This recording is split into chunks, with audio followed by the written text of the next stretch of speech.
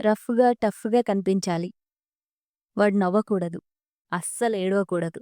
ఎమోషన్‌లెస్‌గా ఉండాలి. నీకు మాత్రం ఎమోషనల్‌గా అవైలబుల్‌గా ఉండాలి.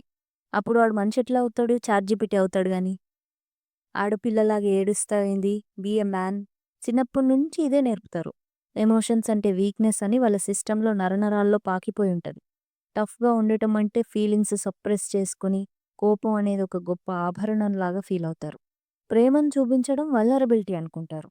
ఇట్లా చిన్నప్పటి నుంచి బ్రెయిన్ వాష్ చేసి, వాళ్ళ నుంచి ఇప్పుడు మాత్రం పర్ఫెక్ట్ జెంటిల్‌మ్యాన్ అవతరిస్తాడని, వీళ్ళని ఉద్ధరిస్తాడని ఎక్స్‌పెక్ట్ జేస్తారు.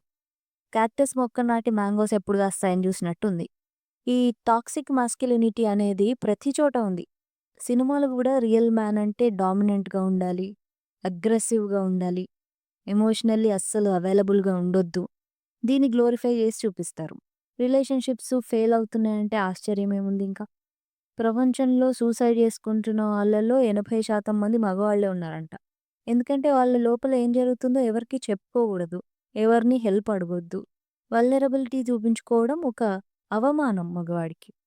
ఒకవేళ బయటకు పెడితే అరే! వీడు సాఫ్టు, వీడొక ఆడపిల్లలాగా బిహేవ్ చేస్తున్నాడు అని ఇన్సల్ట్ చేస్తారు. ఈ ఎమోషన్స్‌ని లోపల పెట్టుకొని, పెట్టుకొని వాళ్ళు టాక్సిక్‌గా తయారవుతారు. ఈ టాక్సిక్ మాస్కులినిటీ వాళ్ళకే గాకుండా సొసైటీకి గూడా ఎంత డేంజర్ అంటే, అబ్యూసివ్ రిలేషన్‌షిప్స్ ఎక్కువైపోతున్నాయి దీనివల్ల. మూవీస్, బుక్స్ గూడా ఈ టాక్సిక్ బిహేవియర్‌ని రొమాంటిసైజ్ చేయాల్సిన అవసరం ఉందా? చాలా మంచి ఎగ్జాంపుల్ జెప్పాలంటే ఈ 'ఫిఫ్టీ షేడ్స్ ఆఫ్ గ్రే' అని దాంట్లో ఆ క్రిస్టియన్ గాడిని జూస్తే బూతులు రాకపోయినా నేర్చుకొని తిట్టాలనిపిస్తది. ఆ క్యారెక్టర్‌ని అంత రొమాంటిసైజ్ చేసి, వాడినొక ఆదర్శ పురుషుడిలాగా ఈ అమ్మాయిలందరూ అనుకునేలాగా జేస్తారు. కానీ అది జస్ట్ ఫిక్షన్ అంటారేమో! మనం దేన్ని ఎక్కువ అడ్మైర్ జేస్తామో, దాన్నే నార్మలైజ్ జేయడానికి ట్రై జేస్తాం.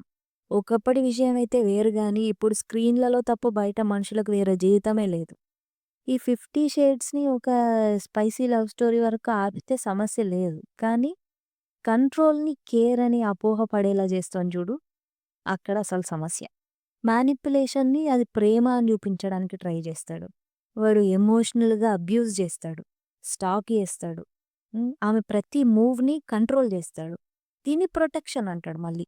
ఆమె లొకేషన్‌ని ట్రాక్ చేసి, ఆమెను ఐసోలేట్ చేసి, ఆమె బౌండరీస్ లెక్క చేయకుండా, ఆమెకేమాత్రం ఇష్టం లేని పనులను చేస్తుంటాడు. ఈ గ్రే గాడు బిలియనర్ గాకుండా, ఏ బేస్‌మెంట్‌లో బతికేవాడో అయ్యుంటే, ఇదొక క్రైమ్ షో అయ్యుండేది. సమస్య ఈ ఒక్క సినిమానో, ఏ ఒక్క బుక్కో గాదు.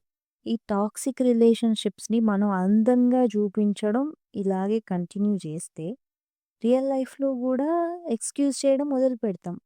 అది మామూలే గదా! అని అనిపిచ్చేస్తూ ఉంటుంది. నీ మీద ఎంత ప్రేమ ఉంది గాబట్టి అంత జెలస్ అవుతున్నాడు. నీ మీద ఎంత కేర్ ఉందంటే నువ్వు ఎక్కడికెళ్ళావో నీ ప్రతి అడుగు అడుగుతున్నాడు చెప్పు. నీ మీద అంత ఇష్టం ఉంది గాబట్టి అంత కోపం గూడా చూపిస్తున్నాడు. ఇలాంటి మాటలన్నీ ఆల్రెడీ ఎక్కించేసుకుంది సొసైటీ బాగా. ఇవన్నీ ఆల్రెడీ నార్మల్ అయిపోయాయి. ప్రేమంటే రెస్పెక్ట్, ట్రస్ట్. అంతేగాని ఫియర్, గిల్ట్, సబ్మిషన్‌లో బతకాల్సొస్తే అక్కడ ప్రేమకు స్కోపే లేదు గదా! ఒక మనిషి ఇంకో మనిషిని కంట్రోల్ జేసేది ప్రేమెలా అవుతది? ప్రేమంటే ఎంపవరింగ్ ఉండాలి. సఫకేటింగ్‌గా గాదు. ఇంటెన్స్ లవ్ స్టోరీలు తప్పనట్లేదు. ఈ టాక్సిసిటీని సెక్సీగా చూపించినప్పుడు అసలిక్కడ మనం దేన్ని రొమాంటిసైజ్ జేస్తున్నాం అన్నది ఆలోచించుకోవాలి. 'గ్రే' లాంటి ఒక వాకింగ్ రెడ్ ఫ్లాగ్ గాడు మీకు రియల్ లైఫ్‌లో ఎదురుపడితే మీ లైఫ్ క్యూట్‌గా ఉంటుందనుకుంటున్నారా? లేకపోతే ఆ క్రైమ్ స్టోరీలో మీరు గూడా ఒక భాగం అవుతారనిపిస్తుందా ఆలోచించుకోవాలి అమ్మాయిలు. అలాగే అబ్బాయిలు గూడా మీరిలాంటివన్నీ చూసి బయట ప్రదర్శించాలనుకున్నారనుకో, మీకు ఏఐ గర్ల్ ఫ్రెండ్సే దిక్కు. ఆల్రెడీ అవే నడుస్తుంది బయట.